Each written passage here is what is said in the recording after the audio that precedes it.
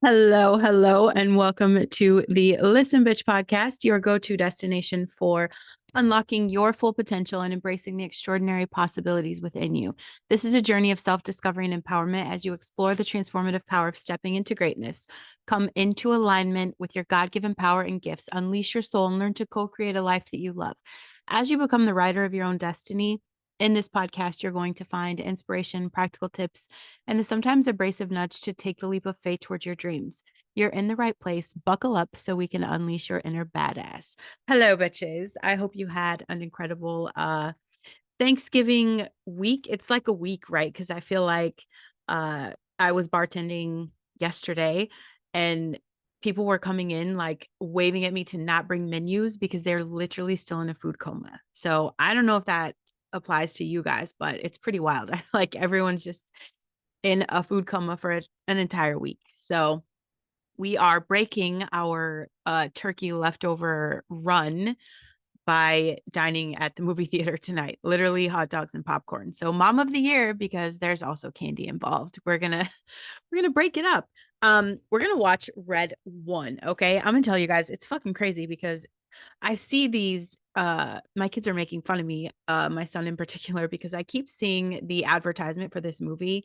And I feel like I've already seen it. Like I've seen this movie. There was a glitch in my matrix, some shit happened. I don't know what's going on, but I have seen this movie and it just came out. It's very bizarre feeling for me. So I'm gonna sit through it and see if I can check out the plot. There are some really great movies out. I'm excited to see, of course, I'm gonna take the babies to go see Moana 2 and see Wicked, but here's a little fun fact about me is that I do not like the overpacked theater. And when I looked at tickets this week to see both of those movies, it was crazy. So we're gonna give it a couple weeks before we check that out. But it's Monday, bitches. And this is kind of the lull between now and Christmas. Um, and I think, I was really struggling on a podcast topic, and my daughter is so smart because we're literally talking about my current situation. If you follow me on Facebook, social media, I put up a post yesterday where I am literally questioning some of my choices right now. Like I'm questioning it. I'm not feeling in alignment with, a lot of things because it doesn't matter how great you are with your core integrity, uh, sometimes it's just not okay to be in a place that's not okay. And so I had a conversation with someone in particular, and it didn't go the way I thought it would. I honestly, genuinely, thought that there wouldn't be a conversation, that I wouldn't be listened to. Okay. And I absolutely was. It was super respectful. I got to say what I needed to say. And it's crazy. I just feel like, a lot of people struggle with giving people chances, but how much have we communicated? Like, I've never been able to talk to this person like that before. And I just made it clear, like, I really need to talk to you. And so I got to voice some of, the issues I have with the environment that I'm in. And it was a great conversation. Um, and here's the thing, at the end of the day, you guys, at the end of the day, we cannot control anyone else's reaction or life experience. I can't take care of anybody but me. I genuinely, outside of keeping my kids alive, like I can't react to every other human's decisions. Either people are going to walk in integrity and do the right thing, or they're going to fuck it up. But I think people struggle to give chances, whether it's, business, relationships, opportunities, personal growth. And there's a lot of experience. There's a lot of reasons for this. Okay. Like your past experiences shape so many things with you. So if you've been hurt and betrayed or let down, like you're the kind of person that's going to be building those walls to protect yourselves. You're already assuming how this person's going to treat you, how this person's going to affect you. So you've just kind of shut it out. And unfortunately, there's a little humility when I say this. I definitely jumped the gun, assuming that there wouldn't be room for a conversation, right? I don't want us to do that. We're already in a season of, holidays are hard. Like, I don't care who you are. There is an added pressure. There's something there. And so if you're already struggling with like all your personal relationships with your family, with things like that, it just adds to the pressure of, even just a commercialized holiday. We don't even get into that side of it, but just genuinely being around family, all of these things, like you've built this wall. So all of a sudden you're not trusting people and you sure as fuck aren't thinking about second chances, because you feel like you're going to experience that same pain again. Um, if you don't know my story, you need to read Once Upon a Time, Bitches, because I go into detail with that. But it definitely is the foundation to figure out who the fuck Brandon Lynette is. So if you're new here, and I know a lot of you keep jumping on from TikTok, and I fucking love you for it. If you're new here and YouTube as well, I'm trying to bring people into YouTube. This will be my third consecutive week of staying consistent, popping up videos over there. So yes, am I patting myself on the back? Fuck yes. But if you want to know my origin story of just who am I and how can I talk about this kind of shit, I had to go through that experience of giving people chances. I cut a lot of people out in my life. I cut a lot of people out and I built these walls, and I didn't know if I would ever be in a place where I could trust. But what happened is I had to grow as a person. I had to grow to be able to see I can give other people second chances because I gave myself a second chance, right? Um, the origin story of the relationship with my mom. Um, it was not the greatest relationship. It was pretty toxic, pretty volatile. And there was one day where I went through this process of just like forgiving everybody, even if they weren't sorry. Um, and telling my mom, like, if we're ever gonna have a relationship, we have to talk about the real shit. We have to talk about the real shit. I want to be heard. And it worked out great. But here's the thing. I didn't have any expectations from her. I cannot expect her to be or act or react in any certain way because she's her own person. So I had to stay healed and whole myself. When you're giving people chances, you have to come from this place of healing and wholeness in who you are. There is a fear of vulnerability because when you're giving someone a chance, literally, you're showing your ass, and it feels risky to invest in someone or something that's uncertain. So it does make it hard to do this, especially if someone's been disappointed before, or if you have that fear of, failure or rejection. That expectation, having expectations for other people, a lot of people have a tendency to set very high standards for themselves and other people. So absolutely, you're going to be reluctant to accept flaws or mistakes because you feel like you're selling out, and that's not true. You feel like giving a chance means you're settling for less than what you expect or what you deserve. There is a lack of trust here. It's foundational in any relationship. Any relationship.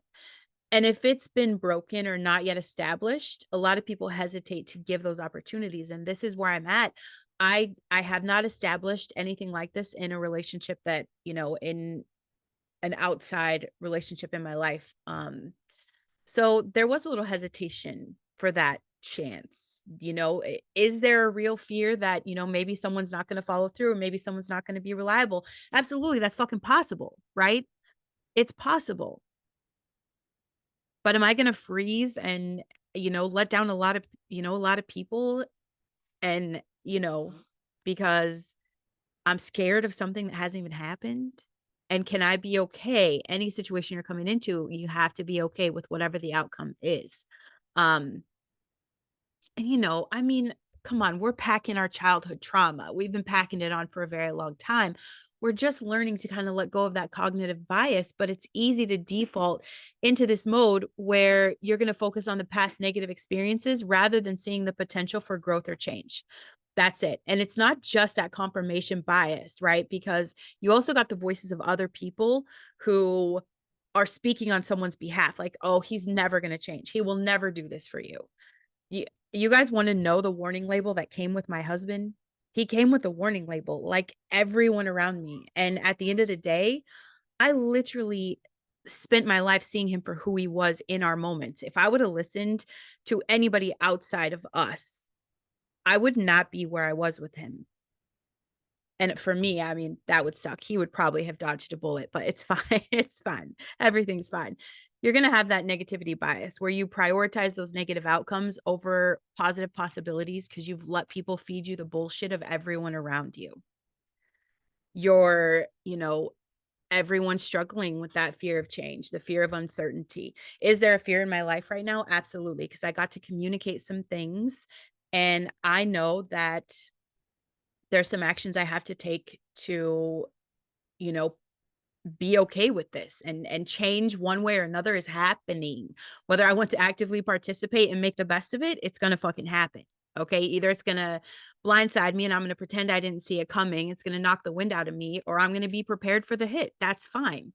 There is that fear, and people struggle so much with the unknown giving someone or something a chance, this is going to involve you stepping out of your comfort zone, especially if it's someone that you know and has in the past been this person. I thank God for every second chance I've ever had. And most days, I thank God for every second chance I've given everyone in my life. We are in this mode of self-preservation, right? It's natural for our brains to try to keep us safe and keep us in a bubble. Absolutely. That's our space. We want to be in a safe, predictable situation, even if it's not ideal, rather than risking taking that step into something that's going to require change, or it's going to require effort, or it's going to require vulnerability. But giving chances, it's it just takes a little balance between openness, self-protection. You have a chance to overcome these barriers. That means you have to start by learning to trust, not talking about just even people around you, but trusting yourself, right? Praying for that discernment to know that you're making the right decision, whatever this is. Learning to trust, healing from your past wounds, embrace the possibility of growth, not just for you. You realize that some people are meant to be in other people's lives to kind of launch them into their potential of growth. Why are you listening to this podcast, babe? Because you're fucking tired of the mundane. You're sick of the rat race. You're tired of being on the hamster wheel in a life full of tornado energy where either way you're fucked. You're either going to get scared and do something different, or you're going to stay safe and then die of regret. And that fucking sucks. It is absolutely possible to protect your peace while giving other people a chance. And this is how you learn to maintain emotional well-being. All right, Brandon, how do I do this? If I'm really in the season of trust, if I'm really in the season of growth and forgiveness, especially with holidays coming up, who in your life right now needs a second chance? Honestly. And I'm not talking about you bitches who are giving fourth, fifth, sixth, seventh chances. Okay. Like that's just you're dumb. You're dumb and stupid. That's what my daughter says. You're dumb and stupid. Okay. You're giving 1,000 chances. You know that you've already taught this person how to treat you, and that's how it's always going to happen. I'm talking about real serious, like, let's get a second chance here. Who you are in this moment. I'm not the same person I was 16 years ago. I'm not the same person I was 6 months ago. Right. And every level of healing and growth, you reevaluate the relationships in your life. But it's very important that no matter what you're going to do, okay, if you're coming into the season of forgiveness and you're like, I know I have someone I need to, forgive and to talk to, I get that. Set the boundaries. Know your limits. You have to be clear about what you are and aren't willing to tolerate. Set the healthy boundaries. This protects your emotional space and it gives other people that room to grow or even to prove themselves to you. But you have to communicate the boundaries effectively. I could not go into this situation and expect someone to read my fucking mind. Nobody is a mind reader. Not your husband, not your mama, not your sister, not your dog, not your boss, not your friend. Nobody is a mind reader. Okay? You have to express your needs and limits clearly. Set the boundaries. That's how you prevent the misunderstandings. That's how you protect your peace. Be willing to stay realistic, okay? We're going to work on managing our expectations. You have to understand that people, including yourself, aren't perfect. Do not expect immediate change or perfection. Do assess if someone is genuinely making an effort. See if they're making an effort. My husband had a toxic relationship with liquor, and it was about the end of our marriage. And that was it. We both agreed. If he chose to do that, that we couldn't stay where we were. I didn't see him hesitate once. Like he walked away and it was okay. That was a chance that was absolutely worthy of a second chance. Now, if 3 months later he fell down the bottom of a bottle again, and then I forgive him again, and 6 months later he does it again, am I protecting my peace? Am I protecting my boundaries? Am I doing the right thing? Absolutely not. I'm enabling, and he knows he can get away with it because every single time I just choose to be okay with that situation. Assess if there is a genuine effort. Absolutely. And give without over expecting. You have to allow people the room to make mistakes, and you don't have to sacrifice your values to do it. That creates room for growth. And then here you are still maintaining your standards. You're being true to your ethics and beliefs, right? This is something I think the most important thing I could talk to you guys about today. for any situation in your life. Okay. Not just for giving people second chances, but for every situation in your life, practice that emotional detachment. Separate yourself from the outcome. Separate yourself from the outcome. I'm going to write this down. Emotional detachment. We need a whole podcast episode on this. That's probably what we're going to talk about tomorrow. So we can get more into that. But if I don't write this down right now, if I don't take the note, I will forget about it. And then tomorrow I'll be sitting in front of my computer for 30 minutes thinking, what the fuck should I talk about? Hoping someone will come in my office and give me a great idea. Separate yourself from the outcome. It's okay to care. It's okay to invest, but just don't get too attached to the result. You can give someone a chance without relying on them to meet all of your expectations or emotionally dictate your state of mind. Focus on your response. You can't control other people, but you can control how you respond to situations. This is where mindfulness is going to be your best fucking friend.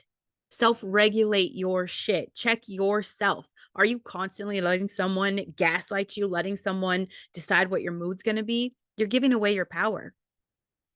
You're giving away your power. We don't get to choose how other people are going to react, but we get to choose who we're going to be. That's it. And you have to listen to your gut. You have to trust your intuition. The conversation I had yesterday, there is something there where I see this person is such a good human. I see people taking advantage of him. I see people manipulating him. And I'm not that person. I'm not that person. And I'm going to be honest about what I see.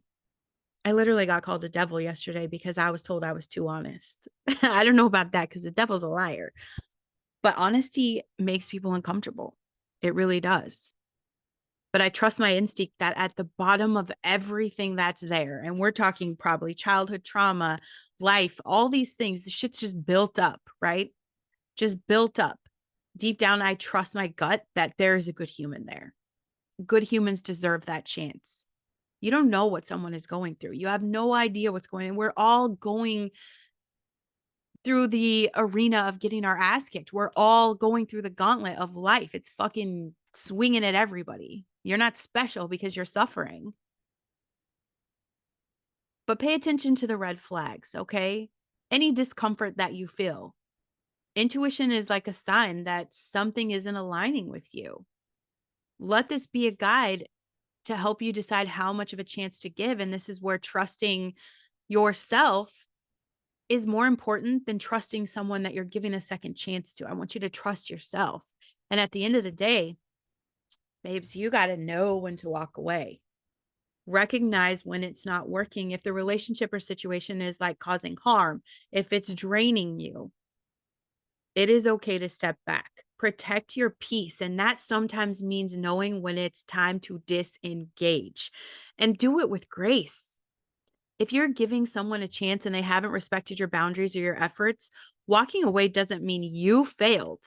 This is an act of self-preservation. This is you showing yourself that you respect the fuck out of yourself. It's important that you are going through those steps of self-care. Recharge after giving someone a chance, especially if it's emotionally demanding. Take time to fill your cup. Do shit that brings you joy. Restore your energy. And then the coolest thing about life is that everything is a blessing or a lesson. Reflect on the experience. Assess how you're feeling about it. Assess how you're feeling about the relationship. This reflection keeps you grounded. This reflection keeps you in your intentions and prevents you from losing your sight of peace. This, at the end of the day, is ultimately about trusting the process, not the person. Focus on the growth, not perfection. Recognize that personal growth in you and other people is literally a process. Focus on how the situation helps you grow rather than expecting immediate or perfect results from another person. Practice the patience. Change, whether it's personal or whether it's in a relationship or whether it's in business, all of it takes time. You have to be patient with yourself and other people. And when you can balance openness with self-awareness and boundaries, you can give people a chance without compromising your inner peace. The goal is not to close yourself off. This is where you're learning to maintain the sense of balance, knowing when to give and when to protect your energy. Who are you giving a second chance to? I'll see you tomorrow, babies. Love you.